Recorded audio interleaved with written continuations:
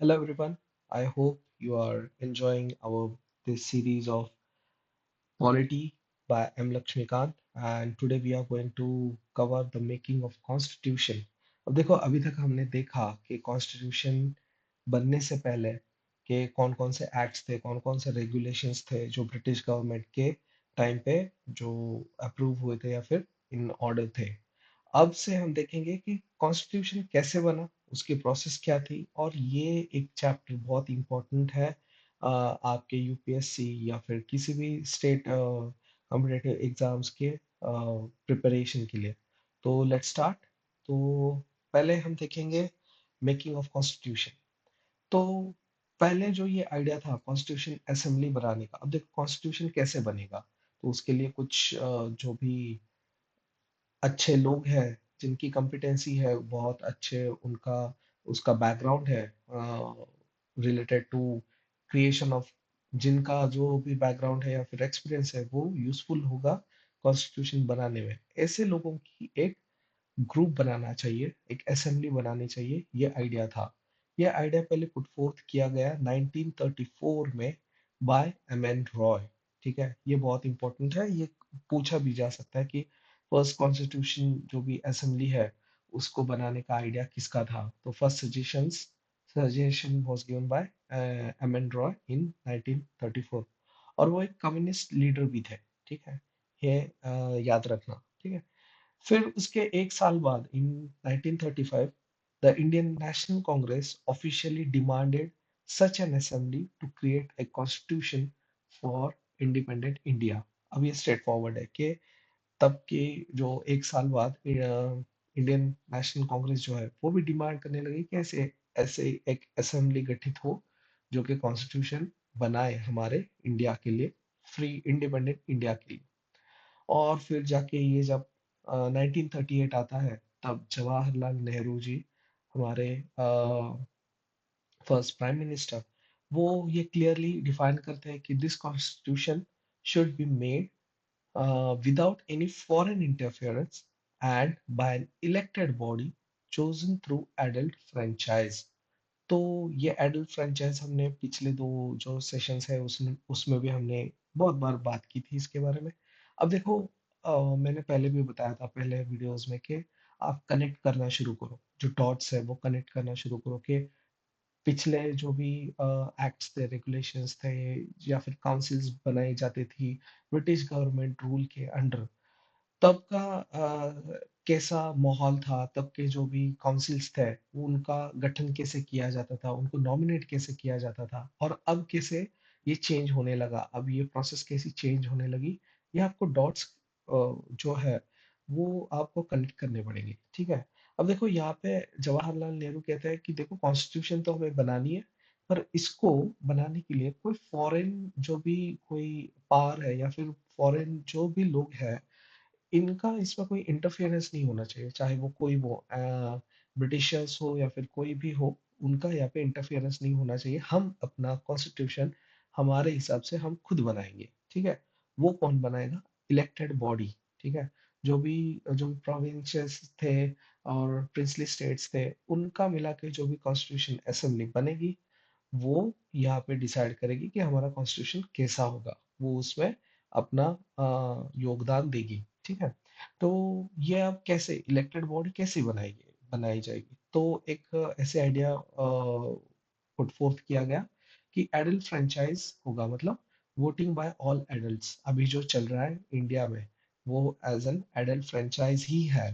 तो हम adult franchise के अंडर 18 प्लस जो भी है वो लोग इंडिया में वोट कर सकते हैं, ये हमें पता है। ठीक है, तो फिर उसके बाद आता है the British government agreed in principle to this idea in the August of 1940। तो अब ये जाके ब्रिटिश गवर्नमेंट जो है वो भी ये एग्री करती है कि हाँ भाई, आपको हम ये कॉन्स्टिट्यूशन बनाने की खुली छूट देते हैं, और आप ये हमें आइडिया आपका पसंद आया है, और ये जाके आइडिया एक्सेप्ट होता है अगस्त ऑफर में 1940 में। ठीक है, और लेटर 2 साल बाद in 1942 a British minister named sir Stafford Cripps ये आ जाते हैं इंडिया में, और वो ड्राफ्ट प्रपोजल लेके आते हैं कि सजेशंस होता है उसमें कि कॉन्स्टिट्यूशन असेंबली कैसी बनानी जाए, कैसे उसका गठन हो, वगैरह वगैरह। उसके लिए वर्ल्ड वॉर टू के बाद वो आ जाता है। पर प्रॉब्लम ये हो जाता है कि मुस्लिम लीग जो है उनकी डिमांड्स अलग थी। ठीक है, वो ये रिजेक्ट कर देते हैं ये जो भी आइडिया था क्रिप्स की तरफ से, वो रिजेक्ट कर दिया, क्योंकि उनको दो सेपरेट कॉन्स्टिट्यूएंट असेंबलीज चाहिए थी, क्योंकि उनको दो अलग देश चाहिए थे। एक मुस्लिम लीग का देश और एक इंडिया का। इस तरह से उनकी डिमांड थी। ठीक है, तो उनको डिवाइडेड इंडिया चाहिए था, इसलिए वो उन्होंने ये रिजेक्ट कर दिया। फिर क्रिप्स वापस जाते हैं। फिर finally the cabinet mission came to India. अब देखो, कैबिनेट मिशन का गठन किया जाता है और वो आ जाता है। अब इस इन कैबिनेट मिशन में कौन लोग होते हैं? तो तीन बंदे थे। लॉर्ड पैथिक, ठीक है, lord Pethick Lawrence, sir sir Stanford Cripps and A V Alexander. ये आ जाते हैं मार्च 1946 में यहाँ पे। ठीक है, ये डेट्स जो है वो प्रिसाइज डेट्स भी आपको याद रखनी है, क्योंकि ये प्रीलिम्स में बहुत इंपॉर्टेंट होती है। तो आपको ये डेट्स जो है वो भी आपको ये बाय हार्ट करनी पड़ेगी। एक इस आपके जो भी डिस्क्रिप्शन बॉक्स में हमने जो भी टेबल दिया है, सॉरी, डिस्क्रिप्शन बॉक्स में जो हमने नोट्स का लिंक दिया है, उस लिंक में आपको एंड में जो भी एंड का आप चैप्टर करो, एंड का सेशन करोगे इस मेकिंग ऑफ कॉन्स्टिट्यूशन का, उसके बाद आपको एक टेबल मिल जाएगा जिसमें मैंने सारे हाईलाइट किए हैं कि कौन कौन सी चीजें कब कब हुई थी। इसका एक मैंने टेबल दिया है, वो अगर आप बाय हार्ट करोगे, अगर वो ठीक से करोगे, तो आपको ये पूरी का पूरा जो लेसन है, चैप्टर है, वो पूरी तरह से आपको समझ में आ जाएगा। वो अगर आपने हर बार से रिवीजन कर दिया, तो भी आपका ये चैप्टर जो है वो पूरी तरह से कंप्लीट हो जाएगा। एक बार हम देख लेते हैं, फिर आपके वो ध्यान में रह जाएगा। ठीक है, तो finally the cabinet mission came to India while it refused the demand of two separate assemblies।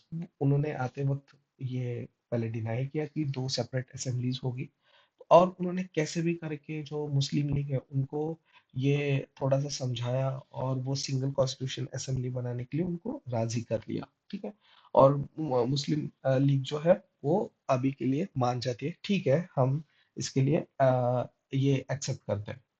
तो इस तरह से फिर कैबिनेट मिशन जो है वो सक्सेसफुल हो जाता है।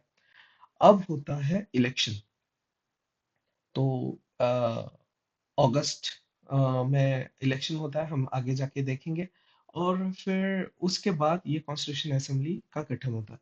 तो the constitution assembly was formed in November 1946 based on the cabinet mission plan. ठीक है, जो कैबिनेट मिशन का प्लान था उसके हिसाब से ये जो नवंबर 1946 में कॉन्स्टिट्यूशन असेंबली का गठन हो जाता है।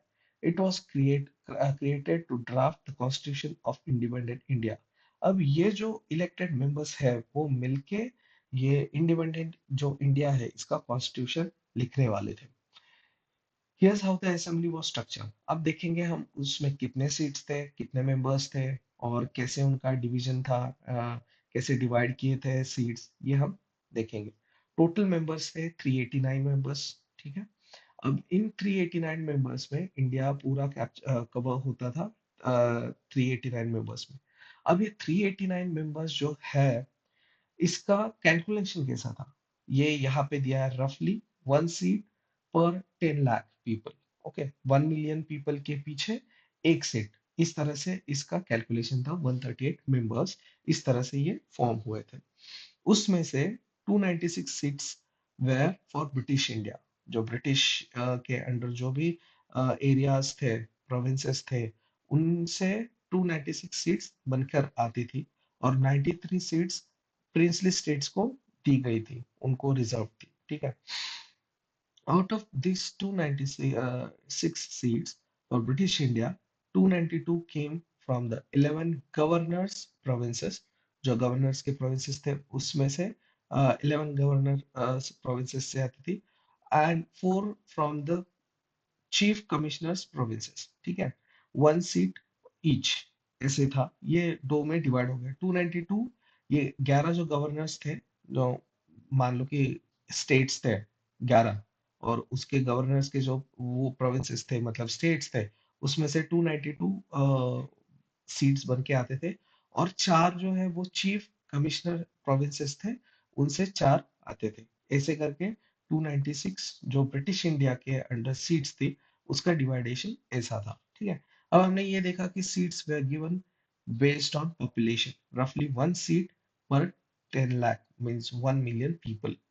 The seats were divided among three communities. तीन communities में ये seats divide की गई थी, इक्वली डिवाइड की गई थी, हम कह सकते हैं। General for mostly Hindus and others, जो भी अदर कास्ट जो भी होंगे, रिलीजन होंगे, वो जनरल में आ जाएंगे, हिंदू एंड अदर्स। और मुस्लिम्स जो है उनको अलग सा रिजर्वेशन था, हम कह सकते हैं। रिजर्वेशन नहीं कहा जाएगा, इसमें डिवाइड किया गया था। और सिख, तो जनरल, मुस्लिम और सिख, इस तरह से ये जो सीट्स थे उसका बंटवारा किया गया था। तो ये यहाँ पे जो अभी पिक्चर है, ये पहले कॉन्स्टिट्यूशन असेंबली की पिक्चर मैंने लगाई है, एक आपको भी थोड़ा सा मोटिवेशन मिले कि किस तरह से ये लोग चुन कर आए थे अपने अपने प्रोविंसेस से, और ये इन्होंने हमारा जो कॉन्स्टिट्यूशन है ये बनाया था। तो इसलिए मैंने इनका फोटो भी यहाँ पे लगाया। अब हम आगे जाके देखेंगे कि community representatives were elected by members of provincial legislative assemblies using a proportional representation system with single transferable vote। अब देखो ये जो प्रोपोर्शनल रिप्रेजेंटेशन जो है, पीआर सिस्टम जो है, ये आगे जाके बहुत डीप में हम देखेंगे। बहुत ही सिंपल है, हम जाके देखेंगे कि किस तरह से पीआर सिस्टम वर्क होती है। हमारे यहाँ पे राष्ट्रपति का जब इलेक्शन होता है तब हम पीआर का यूज करते हैं, और भी कुछ चीजों में हम पीआर का यूज करते हैं, हम वो आगे जाके देखेंगे। ठीक है। पर अभी के लिए ये आपको समझना पड़ेगा कि पीआर सिस्टम जो है प्रोपोर्शनल रिप्रेजेंटेशन सिस्टम है। इससे ये कम्युनिटी रिप्रेजेंटेटिव्स मतलब क्या, तो जनरल, मुस्लिम और सिख, हमने ये जो देखे डिवाइड किए गए जो भी सीट्स है, वो रिप्रेजेंटेटिव्स अपने अपने जो भी मेंबर्स है प्रोविंसेस में मतलब स्टेट में जो भी बॉडीज थी, उनकी तरफ से वो वोट डालते थे। वो बॉडीज वहाँ पे काउंसिल्स हम कहते हैं, राइट। वो जो काउंसिल्स बनाए गए थे स्टेट वाइज, वो अपने कम्युनिटी के रिप्रेजेंटेटिव के लिए वहाँ पे वोट डालते थे, और proportional representative system with single transferable vote के हिसाब से। ठीक है। ये अभी के लिए पार्क कर दो साइड में, प्रोपोर्शनल रिप्रेजेंटेशन सिस्टम। अभी इसका लोड मत लेना कोई भी, ये आगे जाके आपको समझ में आ जाएगा, don't worry about it. Okay.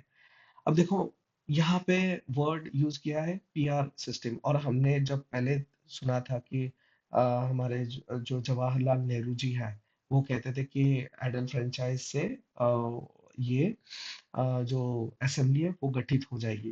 पर आगे जाके ऐसा हुआ कि ये, हम देखते हैं कि ये प्रोपोर्शनल रिप्रेजेंटेशन सिस्टम जो है, इससे ये जो मेंबर्स है या फिर ये असेंबली है वो गठित की जाती है, ना कि एडल फ्रेंचाइज से। ठीक है। ये बाद में जाके चेंज हुआ। तो ऐसा नहीं है, आपका ये कंफ्यूजन हो सकता है कि यार मतलब तब के जो भी लोग थे इंडिया में, उन्होंने सब ने जाके वहां पे वोट किया और फिर जाके ये असेंबली बनी, तो नहीं, ऐसा नहीं है। जो भी प्रोविंशियल जो भी लेजिस्लेटिव असेंबलीज थी, जो भी चुन के आए थे तब हमने पिछले सेशन में ये देखा था कि प्रोविंशियल लेजिस्लेटिव असेंबलीज कैसे बनती थी। तो based on education, based on tax, और बेस्ड ऑन जो भी उनका क्या बोलते हैं लैंड है, ठीक है, उसके हिसाब से उन्हीं लोगों को वोट करने का वहाँ पे राइट था। किसके लिए? प्रोविंशियल लेजिस्लेटिव असेंबलीज के लिए, जो भी वहाँ के हम कह सकते हैं विधानसभा जो भी रहती थी स्टेट वाइज। अभी समझने के लिए मैं विधानसभा बोल रहा हूँ, ऐसा नहीं कि तब विधानसभा थी। तो प्रोविंशियल लेजिस्लेटिव असेंबलीज हम कह सकते हैं उनको। तो उनको वहां पे सीट मिलने के लिए, प्रोविंशियल लेजिस्लेटिव असेंबलीज में मेंबर होने के लिए, जो भी ऐसे बंदे थे जिनका टैक्स के हिसाब से, एजुकेशन के हिसाब से उनको वो राइट मिलता था कि आप वोट कर सकते हो, ठीक है? और वो चुन के जाते थे प्रोविंशियल लेजिस्लेटिव असेंबलीज में। अब ये जो प्रोविंशियल लेजिस्लेटिव असेंबलीज में मान लो कि किसी एक स्टेट में 60 या फिर 70 पीपल है, वो अपने कम्युनिटी के रिप्रेजेंटेटिव्स को वोट करेंगे प्रोपोर्शनल रिप्रेजेंटेशन सिस्टम से, ठीक है? विद सिंगल ट्रांसफरेबल वोट से। जैसे कि हम राष्ट्रपति के इलेक्शन में जैसे प्रोपोर्शनल रिप्रेजेंटेशन सिस्टम से हम राष्ट्रपति का चुनाव होता है। हम डायरेक्टली राष्ट्रपति के चुनाव में हम वोट नहीं डाल सकते, कॉमन पीपल नहीं डाल सकते। उसके लिए जो भी लोकसभा, राज्यसभा और विधानसभा से जो भी इलेक्टेड मेंबर्स हैं, वही वहाँ पे जाके वोट डाल सकते हैं। उसी तरह से यहाँ पे ये सिस्टम का यूज किया गया था, ठीक है? Princely state members were nominated by their rulers. अब देखो यहाँ पे तो डायरेक्टली वो नॉमिनेट करते थे जैसे हम राज्यसभा में करते हैं, उस तरह से ही प्रिंसली स्टेट्स के मेंबर्स जो है वो प्रिंसली स्टेट का जो भी किंग है, प्रिंस है, वो बोलेगा भाई आप हमारा नॉमिनेटेड मेंबर हो, आप वहां जाके आप बैठोगे, ऐसा था कि वो बोलेंगे कि ये हमारी तरफ से ये बंदा आपके यहाँ पे आके बैठेगा as a assembly, constitution assembly का मेंबर, ठीक है? This means the assembly was partly elected and partly nominated. अब देखो ये पार्टली इलेक्टेड कौन से मेंबर्स है? जो कम्युनिटी रिप्रेजेंटेटिव्स थे वो पार्टली इलेक्टेड हो गए, ठीक है? और पार्टली नॉमिनेटेड मतलब जो प्रिंसली स्टेट से जो नॉमिनेट होके आते थे मेंबर्स, वो होंगे। अब देखो कोई भी प्रिंस हो या फिर मतलब किंग हो, वो राजा हो, वो खुद तो ऐसे नहीं बोलेगा यार तुझे मैं पूरी तरह से राइट देता हूँ, तुम्हें पावर देता हूँ और तुम जाके वहां पे हमारे जो भी किंगडम है उसके बारे में आप वहां पे जाके जो भी असेंबली है उसमें बात करना, ऐसे तो नहीं। वो खुद ही जाके बैठेंगे वहां पे, तो ऐसा हुआ भी है वहां पे, ठीक है? And the elections were indirect. देखो मैंने अभी बताया कि हम जैसे राष्ट्रपति के इलेक्शन में खुद जाके हम नहीं वोट डालते, वैसे ही यहाँ पे voters elected provincial legislatures letters. तो जैसे हम हमारे जो भी हमारे यहाँ के जो लीडर्स हैं, एमएलए जो भी है, उनके लिए हम वोट डालते हैं, वैसे चुनाव करके जो भी प्रोविंशियल लेजिस्लेटर्स चुन के आए हैं, वो असेंबली मेंबर्स के लिए वो वहां पे अपना प्रचार डालेंगे कि उनको किसको वोट देना है, ठीक है? It was not based on adult franchise, ये मैंने अभी पहले ही क्लियर किया, ये ध्यान में रखना, नहीं तो आपको लगेगा एडल फ्रेंचाइज से ये जो असेंबली है ये गठित हुई थी, तो ऐसा नहीं है, ठीक है? The Constitution, the Constituent Assembly elections for British Indian seats were held in July August। मैंने पहले ही बोला था कि जुलाई अगस्त में ये जो भी हमने सीट्स देखी 296 सीट्स, ये इनके लिए जुलाई अगस्त में 1946 में इसके लिए इलेक्शंस हुए। कांग्रेस ने 208 सीट जीत ली, क्योंकि ज्यादा करके तो एक ही पार्टी थी, कांग्रेस पार्टी, जो बहुत ही पावरफुल थी। मुस्लिम, हाँ, और दूसरी थी मुस्लिम लीग, तो मुस्लिम लीग ने 73 सीट्स जीते और अदर्स 15 सीट्स, ठीक है? तो princely states didn't participate initially. वो कहते थे भाई हमारा तो हमारा किंगडम है, हमारा राज्य जो है वो तो चल रहा है, हमें क्या लेना देना है आपका? आपको जो करना है वो वहां पे करिए, जो हमारे हाथ में जो भी हमारा किंगडम है वो वैसा ही रहेगा, हमें कोई जरूरत नहीं है कि आके वहां पे कॉन्स्टिट्यूशन बनाने की या फिर लॉ बनाने की और डेमोक्रेसी की, हमें कोई जरूरत नहीं है, हम तो राजा है और हम राजा की तरह ही रहेंगे और यहाँ पे शासन करेंगे, ऐसा ही था पहले एटीट्यूड उनका, मतलब वैसा ही था सब कुछ। So their 93 seats were left vacant. Okay. Despite not being elected directly by all citizens, the assembly had diverse representation from all communities and backgrounds, including women, scheduled castes, scheduled tribes, and minorities. All major leaders participated except Mahatma Gandhi ji. Okay, तो हमें ये याद रखना है कि सारे जो भी एकदम इम्पोर्टेंट लीडर्स थे, उन्होंने सभी ने, मेजर लीडर्स थे, उन्होंने सभी ने पार्टिसिपेट किया था एक्सेप्ट महात्मा गांधी जी। और महात्मा गांधी जी का ये कहना भी था कि जब ये असेंबली का काम पूरा हो जाए तो कांग्रेस इससे बाहर पड़ जाए, ना कि रूलिंग में पार्टिसिपेट करे, एक्टिव हो जाए। वो पूरी तरह से अपना जो भी मोटिव था कि इंडिया को इंडिपेंडेंस देने का, उस वो कंप्लीट होने के बाद कांग्रेस पूरी तरह से इससे बाहर हो जाए, ऐसा उनका कहना भी था। पर ऐसे आगे जाके हुआ नहीं। एनीवेज, हम पॉलिटी पे कंसंट्रेट करते हैं। तो यहाँ पे हमें दिखाई देता है कि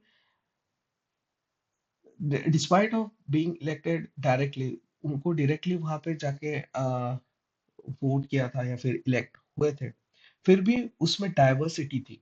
ठीक है, उसमें महिला भी थे कंट्रीब्यूशन देने के लिए, शेड्यूल कास्ट से भी थे, शेड्यूल ट्राइब्स भी थे, माइनॉरिटीज भी थे, सभी उसमें उस असेंबली में थे, पार्टिसिपेट किया था। अब देखो working of the constitution assembly में, देखो the constituent assembly had it's first meeting on December 9, 1946। अब देखो, पहले जो है इलेक्शन होता है जुलाई अगस्त में, ठीक है। नवंबर में इसका जो है गठन होता है, मतलब जो असेंबली है, कॉन्स्टिट्यूशन असेंबली है, वो बन जाती है नवंबर 1946 में। अब पहला जो कॉन्स्टिट्यूशन असेंबली का पहला मीटिंग जो है वो होता है December 9, 1946 में। ठीक है, ये याद रखना, ये बहुत इंपॉर्टेंट है। पहली बार जब कॉन्स्टिट्यूशन असेंबली एक as a one constituent assembly की तरह बैठी, वो था December 9, 1946 में। However, the Muslim League did not attend this meeting। अब उनको जाके ये लगने लगा, मुस्लिम लीग को, कि भाई हमारा जो सपना था उस वो यहाँ पे अचीव नहीं हो रहा है, वो यहाँ पे नहीं दिख रहा है। तो उन्होंने इसको बॉयकॉट कर दिया। ठीक है, और उन्होंने फिर से सेपरेट कंट्री कॉल्ड पाकिस्तान की मांग शुरू कर दी। ठीक है, as a result only 211 members attended the first meeting। जो भी बाकी के लोग थे मुस्लिम लीग छोड़ के, वो सारे यहाँ पे आ गए, इस मीटिंग में आ गए। अब देखो, at at the first doctor Sachchidananda Sinha ये पहले हमारे असेंबली के प्रेसिडेंट बने। ठीक है, ये क्यों बने? who was the oldest member was chosen as the temporary president of the assembly। ये एज अ टेम्पररी प्रेसिडेंट की तरह उनका चयन किया गया, उनको चूज किया गया। ठीक है, ये क्यों? This followed the French tradition of making the oldest person the temporary head. अब देखो, ये जो फ्रेंच ट्रेडिशन है ना, इसका बहुत इंपॉर्टेंस है। मतलब जो ओल्डेस्ट मेंबर होता है उसको ज्यादा वैल्यू मिलती है, या फिर उसको एज अ प्रेसिडेंट या फिर हाईएस्ट जो अथॉरिटी है वो दी जाती है। अब ये जो था फ्रेंच ट्रेडिशन, ये आपको फॉलो होते हुए दिखेगा इन जुडिशियल मैटर्स में। मतलब चीफ जस्टिस ऑफ इंडिया का जो भी चयन किया जाता था, उनको सिलेक्ट किया जाता था, वो भी पहले इस फॉर्मेट पे ही किया जाता था। जो भी ओल्डेस्ट जज होंगे सुप्रीम कोर्ट के, उनको चीफ जस्टिस ऑफ इंडिया बनाया दिया जाता था पहले। बाद में जाके वो जो ट्रेडिशन था वो कट हो गया, फिर अगेन वो स्टार्ट हो गया। मतलब हम आगे जाके वो देखेंगे, पर ऐसा था, पहले वो स्टार्ट हो गया, फिर कट हो गया, वो ट्रेडिशन खत्म कर दी गई। वो क्यों करी गई, ये भी हम थोड़ा सा उसमें डीप जाके देखेंगे। ठीक है, और फिर हम देखते हैं, फिर later doctor Rajendra Prasad was elected as the permanent president of the constituent assembly। अब देखो, जो राजेंद्र प्रसाद है, उनको एज अ परमानेंट प्रेसिडेंट की तरह यहाँ पे इलेक्ट किया गया कॉन्स्टिट्यूएंट असेंबली का। जब तक ये कॉन्स्टिट्यूएंट असेंबली रहेगी तब तक अब हम देखेंगे डॉक्टर राजेंद्र प्रसाद ही इस असेंबली का प्रेसिडेंट जो रोल है वो निभाएंगे। ठीक है, और फिर दो वाइस प्रेसिडेंट भी थे, H.C. मुखर्जी और V.T. कृष्णमाचारी। ये दो एज अ वाइस प्रेसिडेंट थे।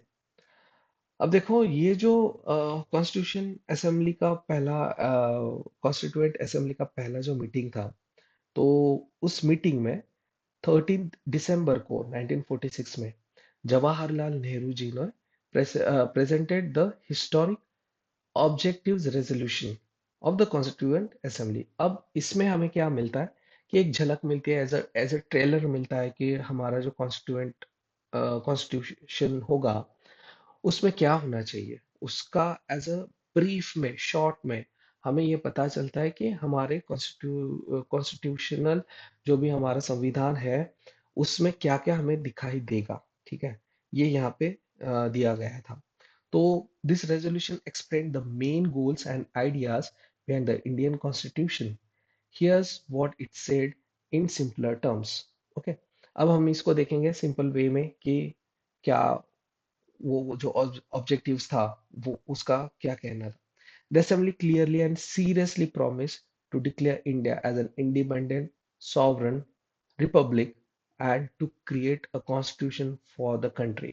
अब ये जो असेंबली क्रिएट की गई है वो ये सीरियसली मानती है और ये प्रॉमिस करती है कि इंडिया को as a independent, self governed, खुद वो शासन करेगी ऐसी रिपब्लिक, पूरी तरह से इंडिपेंडेंट रिपब्लिक और सॉवरेन जो है ऐसी हम कंट्री बनाएंगे और ऐसा एक संविधान क्रिएट करके बना के हम अपने देश को देंगे, हमें खुद को देंगे। इस तरह से ये पहला जो है पॉइंट ये कहता है।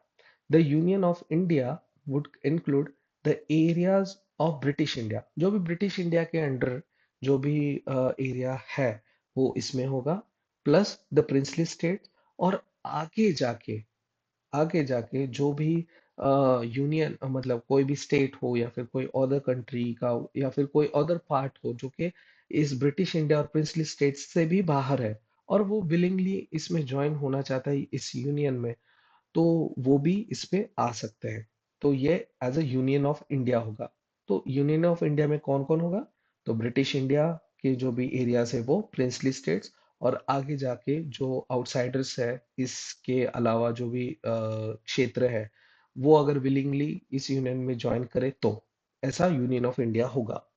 These territories, whether with current or changed boundaries, would be autonomous. Okay, self ruling तो ऑटोनॉमस होगी, ये सेल्फ रूलिंग होगी। अभी भी हम देखते हैं कि हमारे जो स्टेट्स है वो ऑटोनॉमस है, पर कुछ चीजें जो है वो सेंट्रल गवर्नमेंट के पास रिजर्व होती है। कुछ पावर्स जो होती है वो मेन पावर्स सेंट्रल गवर्नमेंट के पास होती है in the areas, but they would share some powers with the union government. जैसे मैंने अभी बोला कि सेंट्रल गवर्नमेंट के पास जो है कुछ पावर्स होंगी, बाकी का जो भी काम है वो ऑटोनॉमसली वो अपना अपना जो स्टेट है वो अपना अपना प्रोविंस जो है वो अपना अपना काम देखेगा। Specially those that only the union should handle. Okay, वो जो पावर्स है वो शेयर करेगी यूनियन गवर्नमेंट के साथ, स्पेशली वो पावर्स जो सिर्फ यूनियन हैंडल कर सकती है, बाकी उनके हाथ में वो नहीं है ऐसे।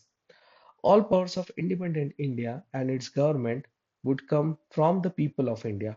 अब देखो ये जो इंडिपेंडेंट इंडिया का जो भी पावर है ये पावर कहाँ पे बिलोंग करता है?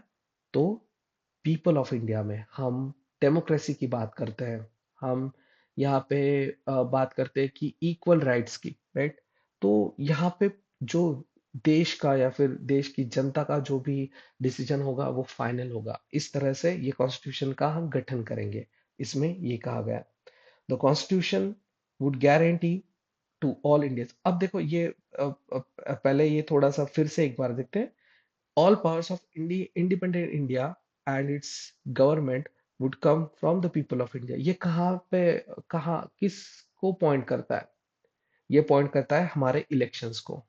ये एडल्ट फ्रेंचाइज इलेक्शंस जो होता है, हमें जो राइट दिया है पॉलिटिकल, जो भी हमारा फंडामेंटल राइट है उसकी तरफ ये इशारा करता है। ठीक है, तो ये आगे जाके हम देखेंगे। ठीक है, The Constitution would guarantee to all Indians justice, social, economic and political। ये पॉलिटिकल अभी जो पॉइंट है ये हमने पहले देखा कि इंडिपेंडेंट इंडिया का जो भी पावर है and it's government would come from people of India. ठीक है, ये पॉलिटिकल पावर की तरफ इशारा करता है।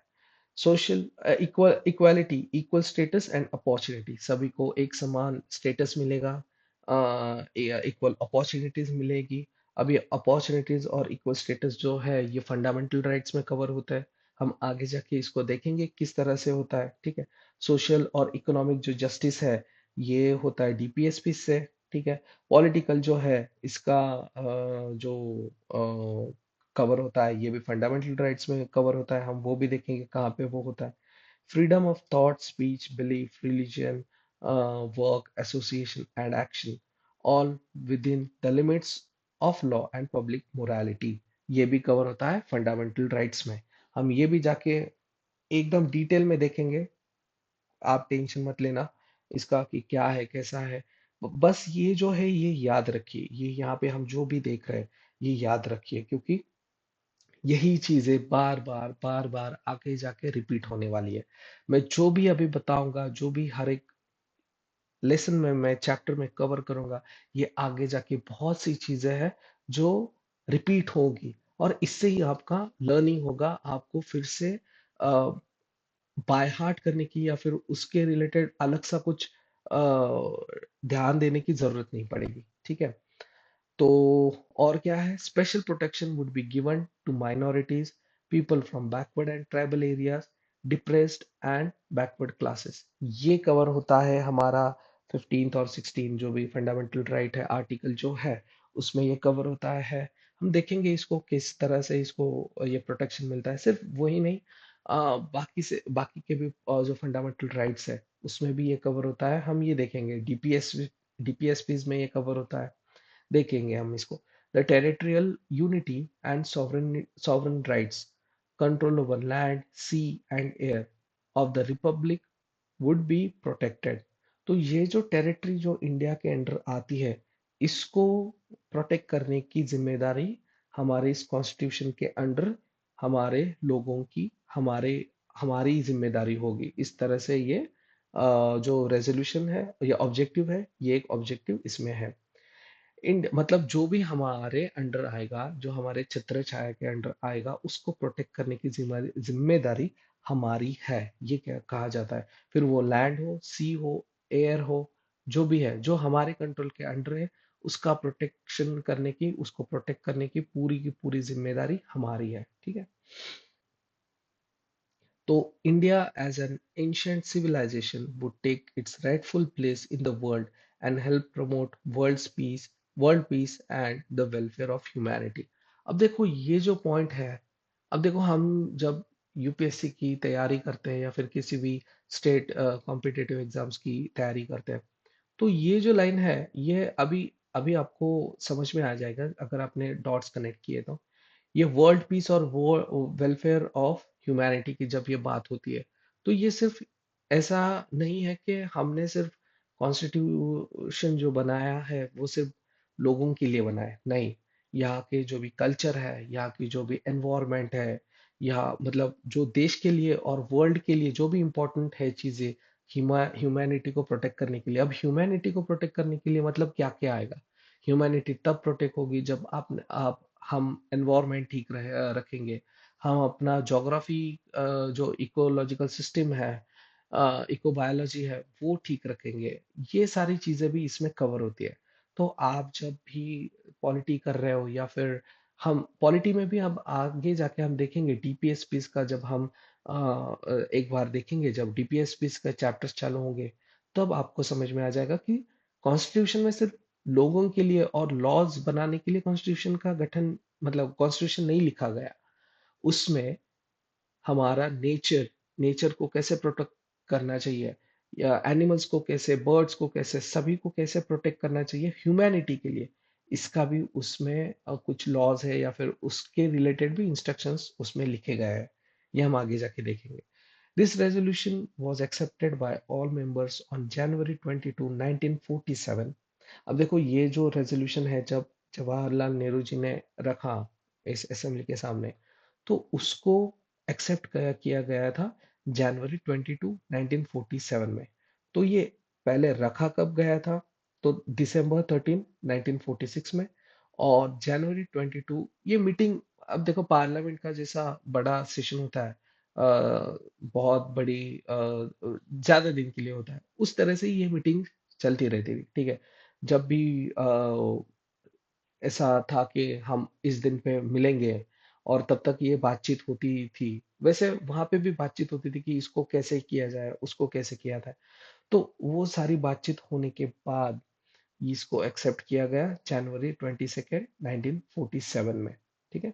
It became a foundation for the constitution and it revised version is now part of the preamble. तो अभी हम जब प्रियम्बल देखते हैं तो ये सारे के सारे जो भी पॉइंट्स हमने अभी देखे, यही सारे पॉइंट्स आपको प्रियम्बल में भी शो होंगे, या फिर वहां पे भी आपको ये सेम ऑब्जेक्टिव्स आपको दिखेंगे।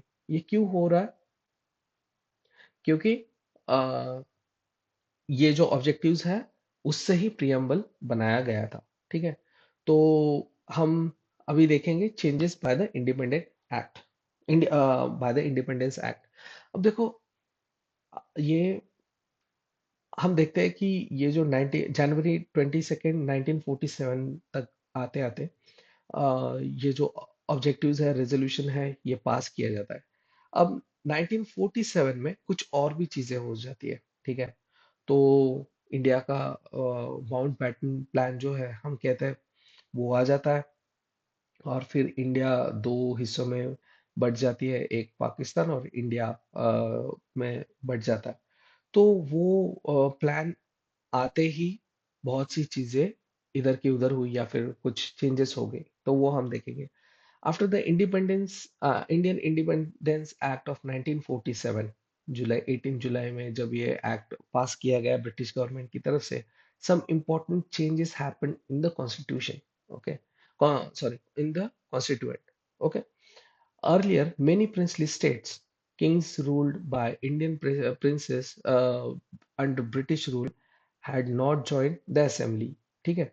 पहले जो भी प्रिंसली स्टेट्स थे, हमने देखा था कि वो इस कॉन्स्टिट्यूशन असेंबली में उन्होंने पार्टिसिपेट नहीं किया था। पर हम देखेंगे कि अप्रैल तक 6 प्रिंसली स्टेट्स इसमें आ गई थी। ठीक है। उनके रिप्रेजेंटेटिव्स यहाँ पे आ गए थे कॉन्स्टिट्यूएंट असेंबली में, उन्होंने पार्टिसिपेट करना शुरू किया था।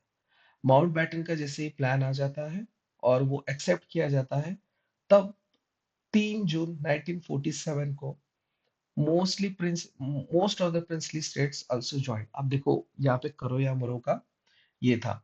अब देखो, यहाँ से पाकिस्तान जो बना था मुस्लिम लीग की तरफ से, उनकी तरफ से भी प्रिंसली स्टेट्स को खींचने का काम चल रहा था, इंडिया की तरफ से भी प्रिंसली स्टेट्स को खींचने का काम चल रहा था।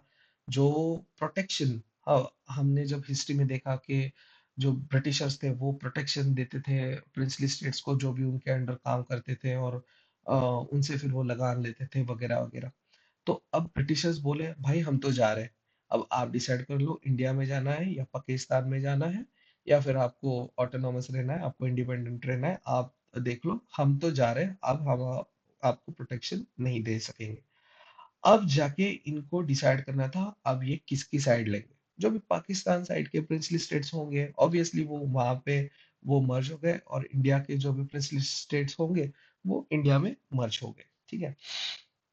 Most of the princely states also join, जो बाकी के बच्चे कुछ जो थे वो भी प्रिंसली स्टेट्स ज्वाइन करते हैं, तीन छोड़ के। वो हैदराबाद और ये गुजरात का एक है, अभी रिकॉल नहीं हो रहा मेरे को।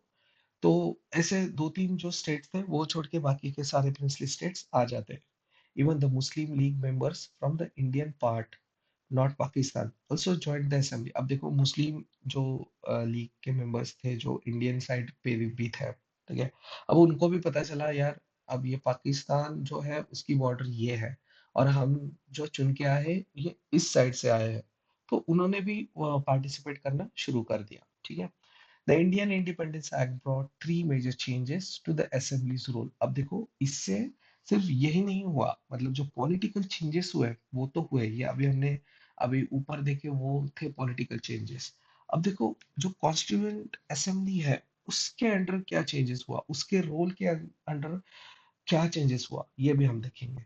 ये देखो, फुल सॉवरन पावर। अब देखो, जो असेंबली है उसके पास फुल सॉवरन पावर आ गई, कुछ भी लिखने की, मतलब कॉन्स्टिट्यूशन में कुछ भी डालने की पूरी तरह से छूट इस असेंबली के पास आ गई। The constituent assembly became a fully sovereign body. It had the power to create any constitution it wanted. It could also change or cancel any law made earlier by the British Parliament for India. ठीक है। अब देखो ये Indian Independence act Britishers ने पास किया था। वो बोले अब आपको जो करना है वो करो, हमारा तो काम हो गया, अब हम यहाँ से निकल रहे हैं, हम अपना बोरा बिस्तरा बांध के हम यहाँ से जाएंगे, ये उन्होंने कहा था। तो ये फुल सॉवरन पावर मिल गई अब इंडिया को, खुद का जो कॉन्स्टिट्यूशन है वो बनाने की। अब आता है dual role constitution making and law making. ठीक है। अब जो असेंबली है उसका सिर्फ ये काम नहीं था कि कॉन्स्टिट्यूशन जो है वो बनाने का, तो उसके साथ साथ लॉ बनाने का भी एक चैलेंज आ गया उनके सामने, लॉ भी उनको बनाना था। ठीक है। अब देखो लॉ बनाने के लिए अब उन्होंने चेंजेस कैसे किया, अब वो हम देखेंगे। The assembly not had the assembly now had two separate roles: to make the constitution for independent India, to make ordinary laws for the country. Okay, these two roles were handled on different days, alternate days या फिर कुछ different days पे ये काम होता था. When the assembly met, sorry, when the assembly met to frame the constitution, जो हमारे प्रेसिडेंट थे असेंबली के डॉक्टर राजेंद्र प्रसाद, वो तब चेयरपर्सन होते थे। और जब रेगुलर लॉज बनाने की बात आती थी तब जीवी मावलनकर जो है वो चेयरपर्सन होते थे। ठीक है।